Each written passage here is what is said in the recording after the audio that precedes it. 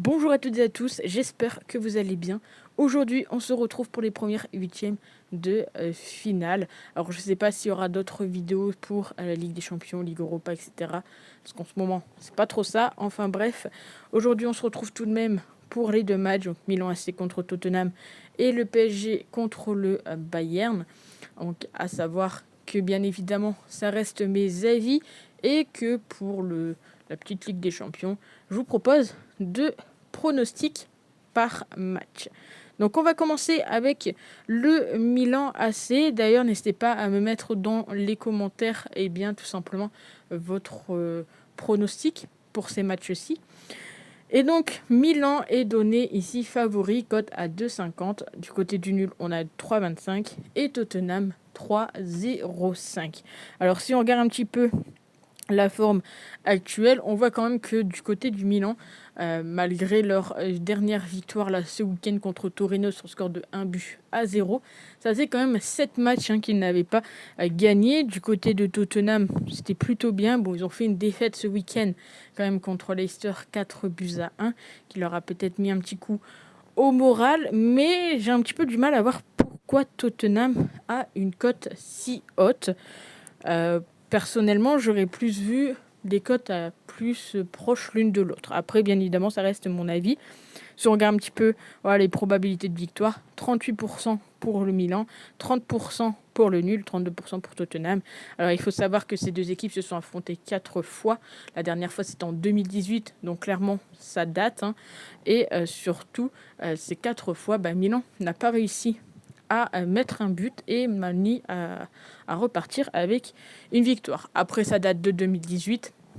L'eau a coulé sous les ponts depuis. On va parler un petit peu de la compo. Alors, actuellement, c'est une compo probable que je vous montre.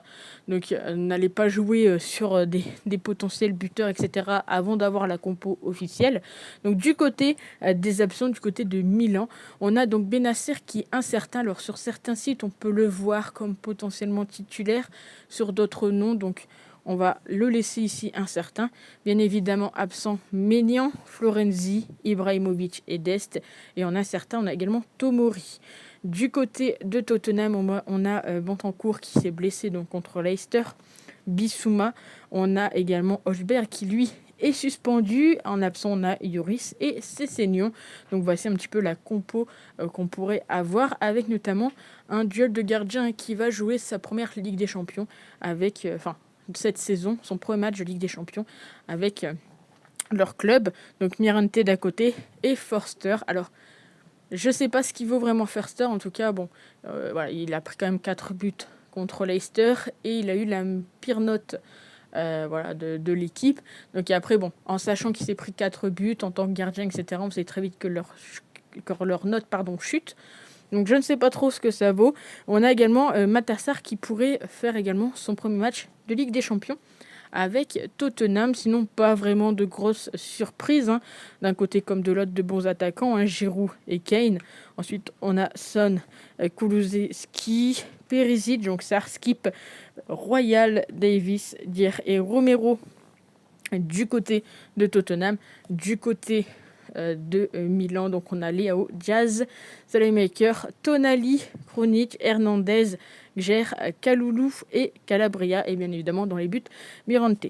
Donc, pour moi, la chose qui est très intéressante ici, c'est les attaquants. Il faut savoir que ces deux attaquants qui aiment quand même pas mal mettre des buts de la tête. Et si on regarde du côté, je crois, de Tottenham, ils n'ont pas forcément mis beaucoup de buts en Ligue des Champions, mais ils sont quand même arrivés là et ils ont mis la moitié de leurs buts sur la tête. On sait la capacité à Giroud ou à Kane de marquer sur la tête. Et moi, personnellement, quand j'ai vu cette compo probable, à savoir que c'est quand même très rare que je me fie aux compos probables, mais je le sentais bien sur ce match-ci de vous proposer ce pronostic. Je pense que pas mal l'ont vu arriver, à savoir, oui, il y aura un but marqué de la tête au cours du match. Le deuxième pronostic, personnellement de mon côté, je verrais plus un nul ou Tottenham au vu de leur forme actuelle, etc.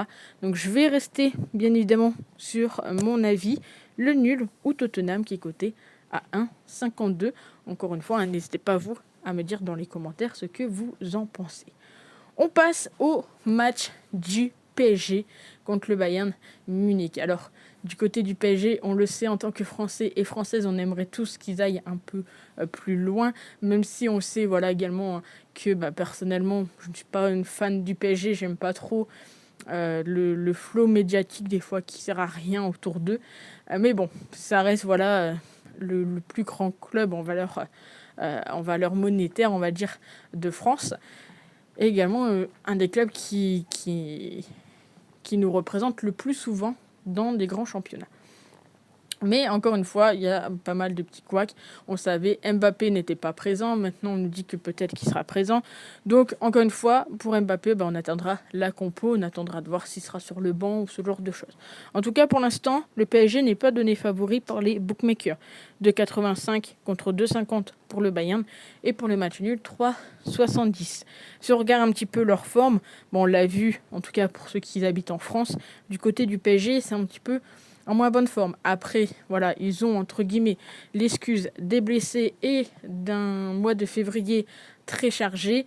Après, quand vous savez que vous avez un match de février très chargé, ça sert un peu à rien d'aller faire un match, je ne sais plus trop où, juste pour montrer les stars et empocher un petit truc sur le côté, en sachant que vous avez un mois de février chargé. J'ai trouvé ça un petit peu condescendant dans le sens où dans ce cas-là, il ne faut pas se plaindre que les joueurs sont fatigués si vous faites 10 000 km pour aller jouer un match qui au final n'apporte rien à part de l'argent.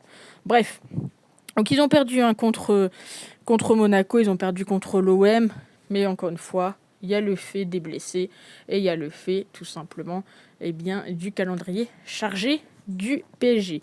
Du côté du Bayern, le Bayern, on le sait, ils font des matchs amicaux, mais leur trêve est un petit peu plus longue, donc ils ont repris il n'y a pas si longtemps que ça, comparé au PSG. Et puis, on va dire que leur calendrier a été plutôt favorable. Ils n'ont pas joué contre d'énormes équipes. En tout cas, ils ont gagné leurs 3 derniers matchs, mais à savoir que le Bayern, c'est très costaud. Les 20 derniers matchs n'ont pas eu de défaite. Si on regarde un petit peu, on sait ces deux équipes se sont déjà affrontées également. Donc ici, ça nous dit petite chance de plus pour le Bayern, 39% de chance de gagner contre 35% du côté du PSG. Sur les 5 confrontations, à savoir qu'il y en a 6 en tout, 2 victoires du PSG, 4 victoires du Bayern. Est-ce qu'on n'aurait pas ce soir le premier match nul entre les deux équipes ? Eh bien, sait-on jamais.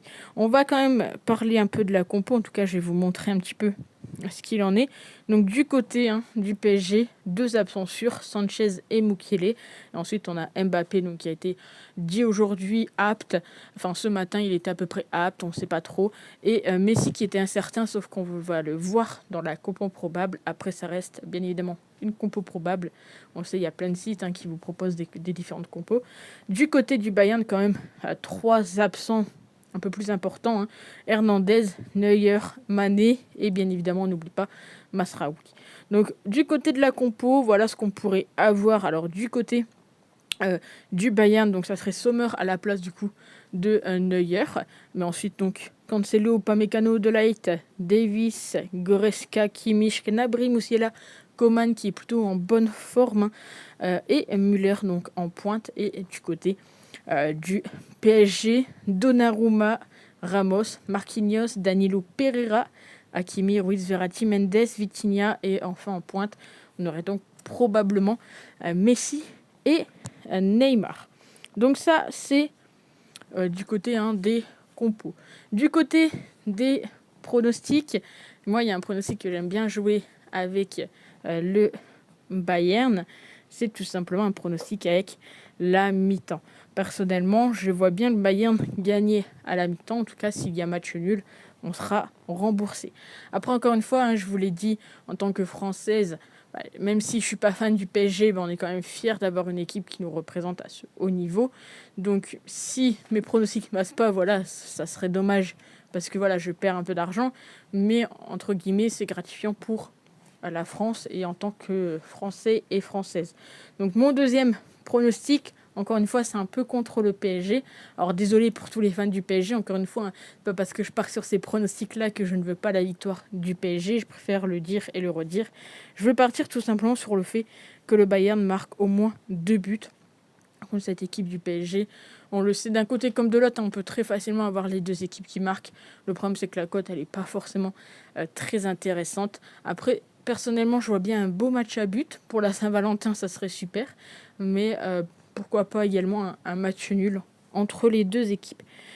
Donc voilà, les 4 pronostics. N'hésitez pas à me dire ce que vous en pensez. J'ai essayé un peu de détailler tout ça, de vous donner mes avis. N'hésitez pas à donner le vôtre dans les commentaires, à vous abonner si cela n'est pas déjà fait. Et nous, on se retrouve très vite pour une nouvelle vidéo. Ciao!